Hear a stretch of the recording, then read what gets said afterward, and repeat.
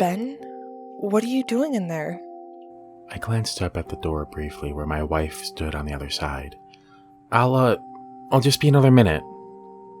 There was no point in answering her question. She knew what I was doing, I'm sure. And she didn't like it. And she didn't understand because she wanted me to move on. My eyes slid back down to my phone where they stayed glued to the screen for another 4 minutes. I had scoured the internet for months looking for the rest of the trial, but all I could find was this 6-minute segment that had been televised by a current affair. I'd seen the video so many times.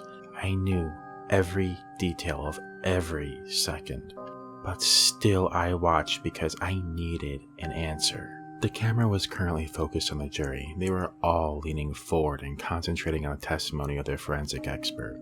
The camera then slid over to the witness stand where Dr. Fellmore talked about the decomposition of Andrew's body and the state it had been in when the dog walker had discovered it the previous May.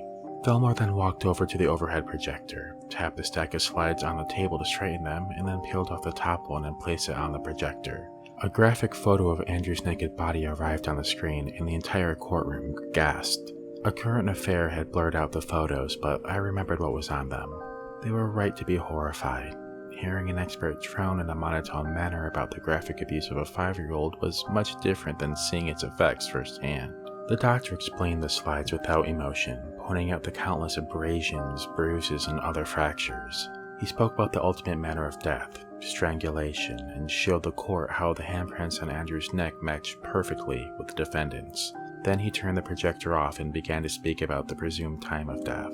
The camera pulled back at this point to show my family quietly crying. And then, finally, it panned over to the defendant's table. The boy sitting beside his lawyer looked downright bored. He flipped a pencil back and forth between his fingers and sighed loudly every few seconds. This was the monster I wanted to kill. He seemed to feel the camera was on him now because he suddenly turned, looked straight at the camera, and smiled.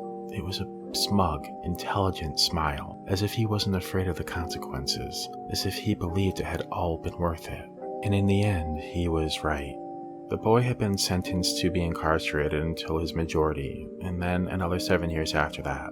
It was nothing. It was less than nothing.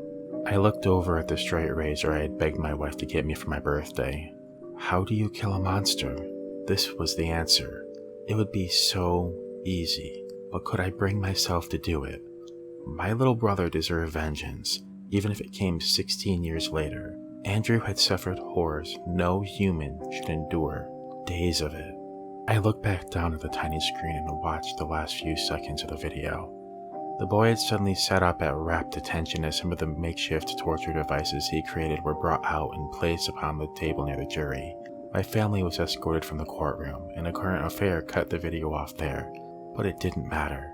I remembered what happened next. The detective had held up each one of the devices for the jury to examine, and I'd rocked back and forth in my seat, giddy with pride at my creations. Ben, are you coming to bed? But I was contemplating a much more important question, the only one that mattered. In truth, I knew how to kill a monster. I glanced over at the sharp blade on the counter. That part was easy, but the problem was more complex than that, because how do you kill a monster when it's inside you?